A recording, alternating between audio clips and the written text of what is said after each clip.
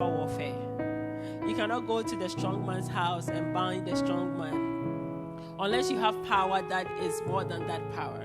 And this morning when I came here, my heart was filled with gratitude, but the Lord was assuring me of his constant presence and his covering. And this morning, even as the word of prophecy was going on, the Lord was just roaring in anger because he is working behind the scenes, fighting our enemies.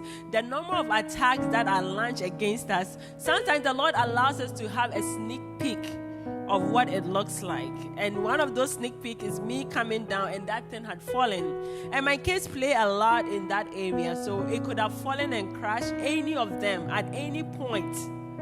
And so I just thank God for his protection. I thank God that he has a covering over us. Because when I woke up in the middle of the night and I started to pray, I was praying for my family, but I was suddenly taken to the church and I was praying for every single one of you. I was literally interceding and just calling people by names in the church, just praying for the covering of the Lord. And I just thank God because we are untouchable. Even all the things that happen is just the Lord letting us catch a glimpse of just what could have happened and all the major things that happens around us.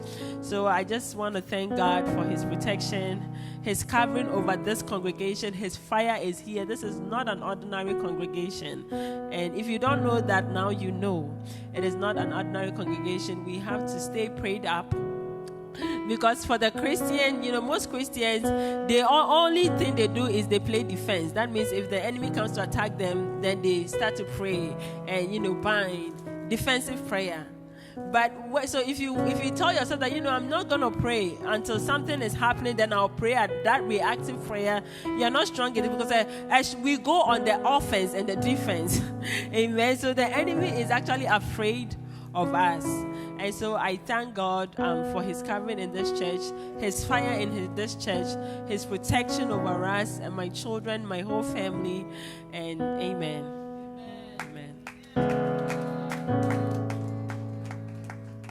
Amen.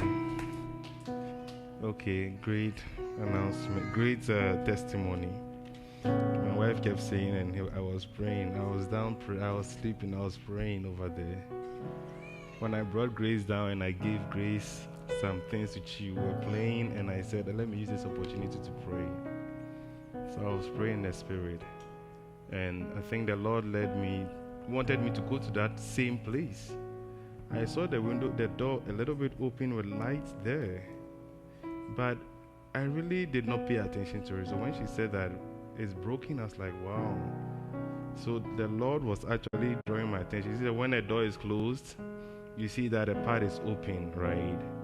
But my focus was on Grace, and he was playing with me. So as I was there, I was just praying in tongues like that throughout the night. Before the all night, I actually got a severe attack. And before the all night, the Lord told me to fast. So when we declared the all night, I also started fasting.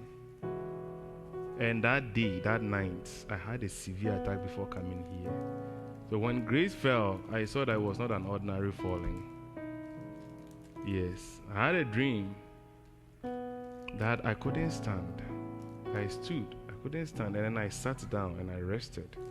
And I got up again. So when I woke up and then she was going through that, I said,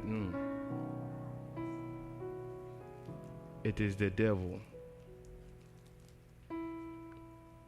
So I was not really scared a bit. I knew that the devil had lost the battle already. And throughout it all, I was just there. When you see me, sometimes you see me, I'm there, I'll be praying. And you may think I'm just standing, but either I'm praying in the spirit